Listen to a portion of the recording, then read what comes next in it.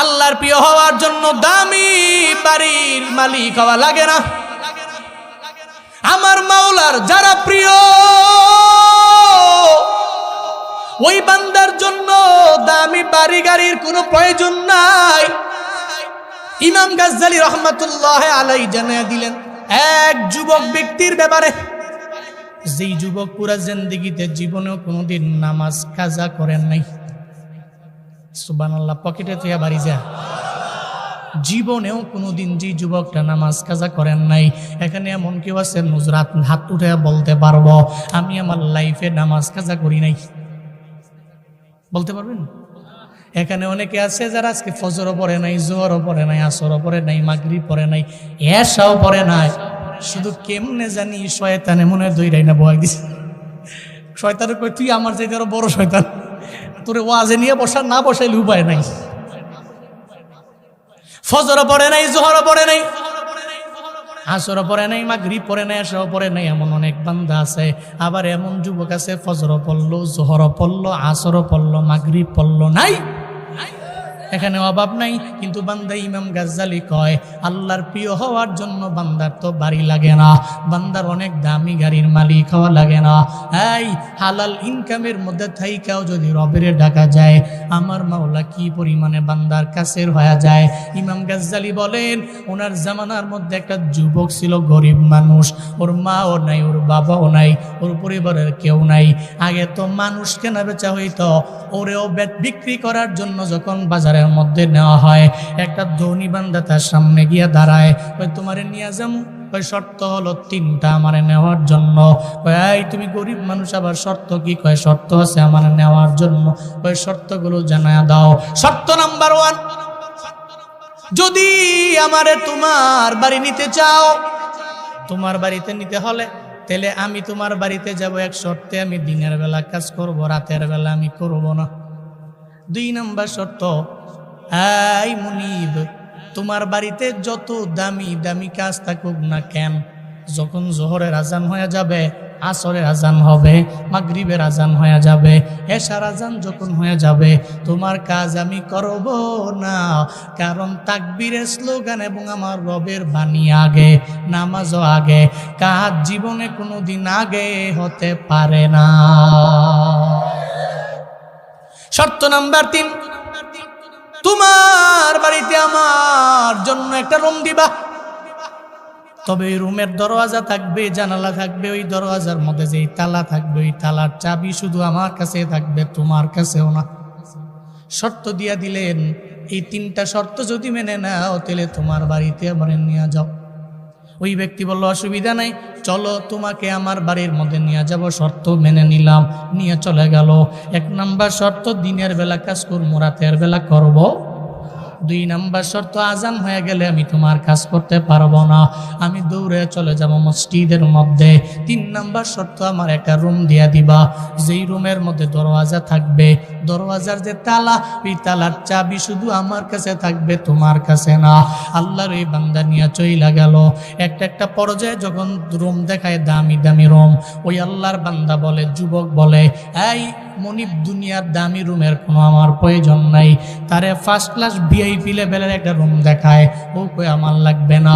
এরপর ওখান থেকে আর একটা রুমের বরাবর নিয়ে যায়, ওখানে যাওয়ার পরে কয় ধরো এই রুমটা তোমারে দিলাম, ওই রুমটাও আমার লাগবে না।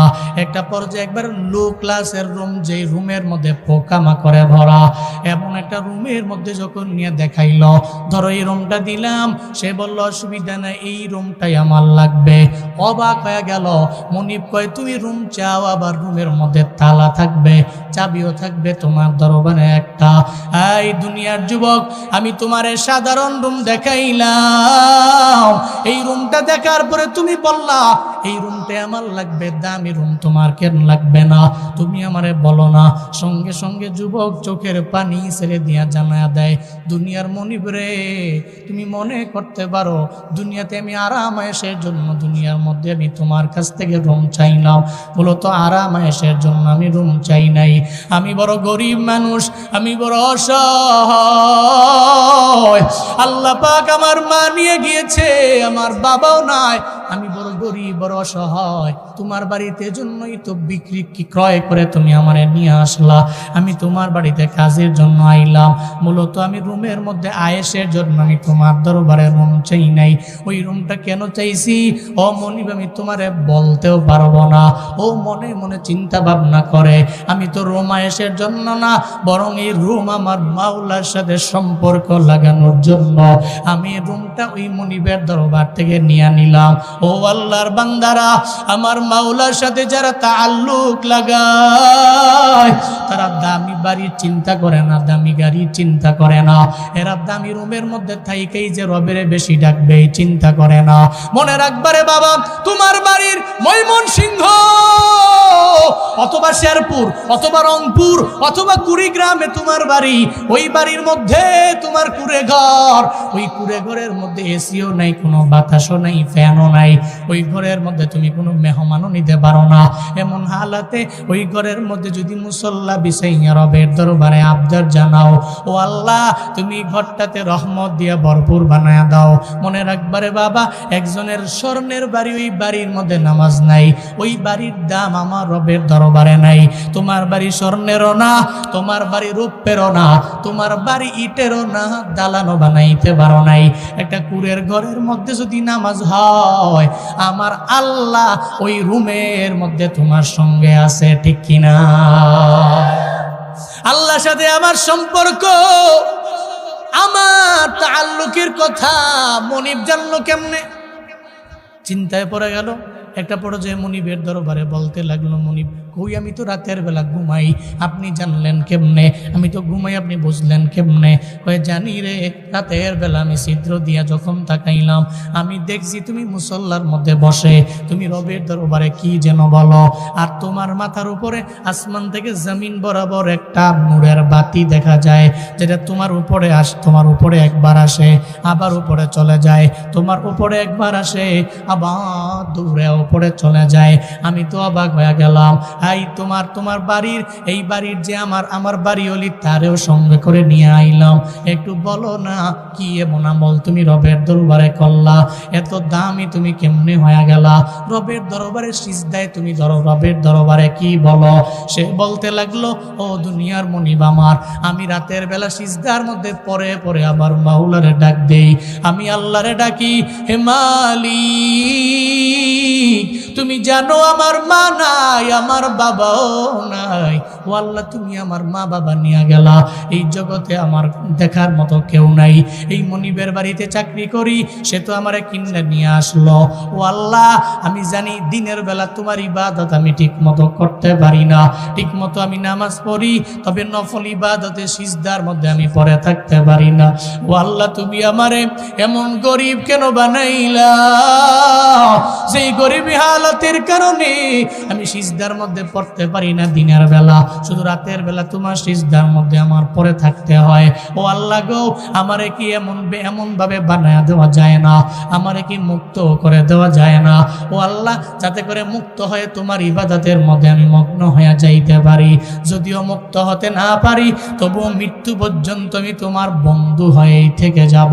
আল্লাহর এই বান্দার এই কথা শুনে ওই মনিব এমন অবাক, ওই মনিব মনে মনে ভাবতে লাগলো, আমি যে এত বাড়ির মালিক, এত খাদেম আমার, এই খাদেমেরা আল্লাহর সাথে তাআল্লুক লাগাইলো, এত বেশি লাগাইলো, কিন্তু আমি তো রবের সাথে তাআল্লুক লাগাইতে পারলাম না, আমি রবের সাথে সম্পর্ক লাগাইতে পারলাম না, আমার খাদেমেরা রবের সাথে তাআল্লুক লাগাই ফেললো। সঙ্গে সঙ্গে কয়, খাদেম আমি আর তোমাকে আমার বাড়ির মধ্যে রাখতে চাই না, যাও যাও তোমারে আমি মুক্ত করে দিলাম। ও মনে মনে কয়, আল্লাহ গো যেহেতু তাআল্লুক তোমার সাথে আমার সম্পর্ক আছে, আবার আমার মাথার উপরে নূরের বাতি জলমল করে করে জ্বলে, আল্লাহ গো এই ব্যাপারে আগে আমার কেউ জানতো না, আমার মনিব জানতো না, মনিবের বউ এই ব্যাপারে জানতো না, থাকতে চাই না দুনিয়ায়, আল্লাহ তুমি আমারে নিয়ে যাও। মনে রাখবেন রে বাবা, যারা আমার মাওলার খাস ওলি হয়ে যায়, বন্ধু হয়ে যায়, তারা আল্লাহরে যা বলে আমার মাওলা শুনতে দেরি করে না। ইমাম গাজ্জালি বলে, ওই যুবক আমার রবের দরবারে যখন আবদার জানাইলো, ও আল্লাহ আমি থাকতে চাই না, আমায় নিয়ে যাও। সঙ্গে সঙ্গে রবের দরবারে বলতে দেরি, আল্লাহ কয় ও মালাকুল মউত, এই যুবকের দরবারে তুমি চলে যাও, আর এই যুবকের রূহটাকে কবজ করে এই মুহূর্তে তুমি নিয়ে আসো না। ইমাম গাজ্জালী বলে, মুনিব সামনে দাঁড়ায় আছে, মুনিবের বিবি এক পাশে দাঁড়ায় আছে। খাদেম কয় ও আল্লাহ তুমি আমারে নিয়ে যাও। বলতে দেরি হয়, মালাকুল মউত আইসা তার রূহটাকে কবজ কইরা নিতে আর দেরি নাই। ওয়ামা মিন দাব্বাতিন ফিল আরদি ইল্লা আলাল্লাহি রিজকুহা। চিল্লায় পড়েন আল্লাহু আকবার। আল্লাহ পাক বলেন, বান্দারে আসমানের নিচে জমিনের উপরে যারা যারা আছে সবার রিজিকের ব্যবস্থা আমি আল্লাহ করে দিলাম। চতুষ্পদ জন্তু থেকে নিয়ে যত জন্তু যত প্রাণ দিলাম না, সবার রিজিকের ব্যবস্থা আমি আল্লাহর হাতে। বান্দারে রিজিকের তাড়নায় পড়ে যায়, কেউ মরে না। হযরতে মূসা নবীর কাহিনী আপনারা জানেন, শুনছেননি? মূসা নবী পাগলা নবী, কি পাগল নবী, নবীজির মুখের আগে হাত চলে। শুনেন নাই সেই নবীর কথা? নবীজি কি করছিলেন? ফেরাউনের বাবুর সিরে থাপ্পড় মারছে, মরে গেছে। মালাকুল মউত কেন পারমিশন নেয় নাই তার রূহ কবজ করতে যাবে? এই মগু মগু মগু, এই কই যা, কিও না না, কি এর এক নাম্বার, এক নাম্বার এতগুলো মানুষ সমানে কি মজা পাইছে নাকি? আর একজন উঠবেন না বল। মনে করছে অন্য হুজুর, চোখ টুক বন্ধ করে ওয়াজ করে যাইব গা। হ্যাঁ হ্যাঁ, মনে করছে রং নাম্বার ডায়াল করছেন, রং নাম্বার। আর একজন উঠবেন না, সাফা দিয়া বয়া রাখবো। আর যদি একজন উঠছে হেরা ডাইকে আইনা মাইকে কোয়াল লাগবো, হ্যাঁ কে লেগে যায়গা, সবারে কইয়া পরে যাবো গা। ঠিক কিনা? কন মার হাবা, জোরে মার হাবা, মাশা আল্লাহ, লিল্লাহে তাকবীর, লিল্লাহে তাকবীর, লিল্লাহে তাকবীর। নাস্তিকতা নিপাত যাক, দিন ইসলাম জিন্দাবাদ। নাস্তিকতা নিপাত যাক, দিন ইসলাম জিন্দাবাদ। কোটি প্রাণে একই আওয়াজ, ক্ষুধাদ্দুহি ছাড় পাবে না, এই বাংলায় ঠাই হবে না। মুসলমানরা জেগেছে আর, জোর কদমে সামনে চলো, বজ্র কণ্ঠে আওয়াজ তুলো, সবাই মিলে একই তালে দাও না স্লোগান, লিল্লাহে তাকবীর, নারায়ে তাকবীর। দিন ইসলাম, দিন ইসলাম জিন্দাবাদ, জিন্দাবাদ। ইসলামেরই জন্য দেশের হয়েছে জন্ম, ইসলামের বিরুদ্ধে গেলে দেশ হবে ভিন্ন। ইসলামেরই জন্য দেশের হয়েছে জন্ম, ইসলামের বিরুদ্ধে গেলে দেশ হবে ভিন্ন। ইসলামের বিরুদ্ধে যারা নিয়েছ অবস্থান, এই বাংলায় ঠাই হবে না, যাও হিন্দুস্তান।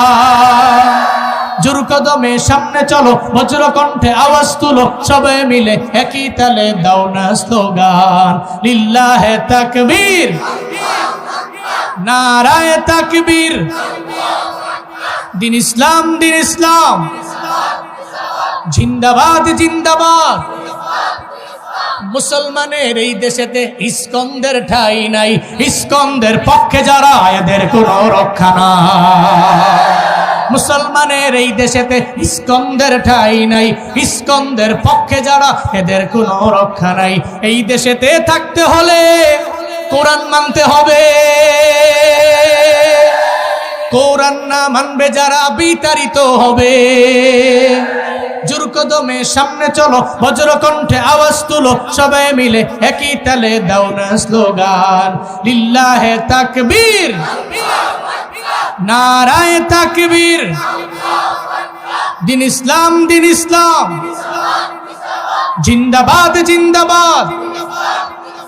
আল কোরআনের আলো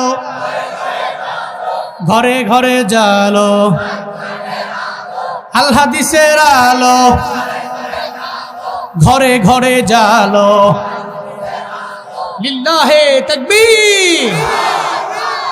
নৌজন একটা যুবক দাঁড়াবেন, দাঁড়ায় তাকবীর দিবেন সবাই রে।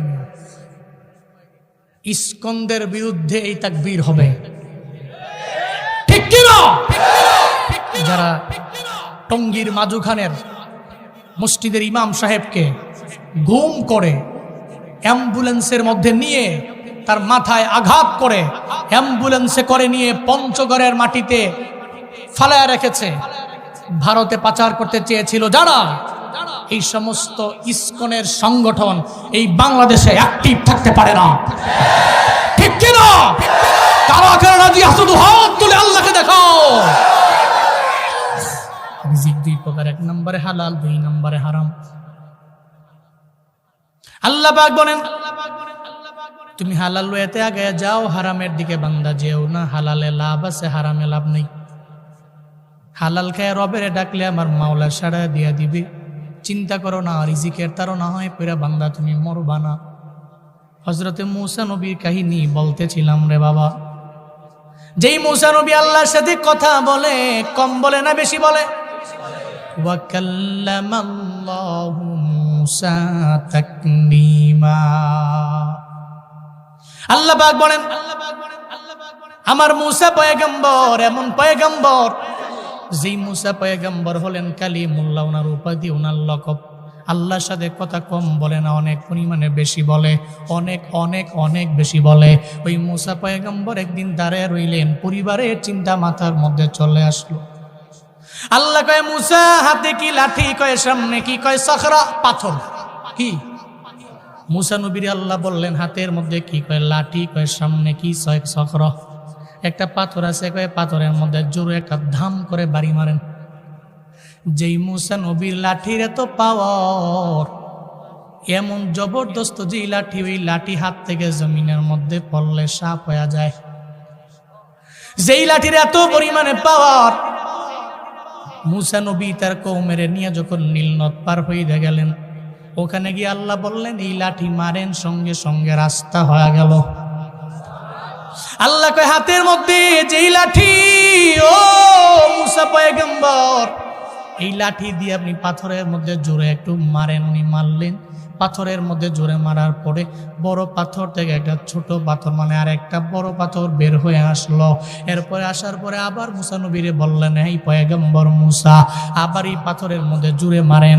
উনি আবার জোরে পাথরের মধ্যে মারলেন, আর একটা বড় পাথর বের হয়ে আসলো। আল্লাহ কয় মূসা নবী হবে না, আর একটু জোরে মারেন।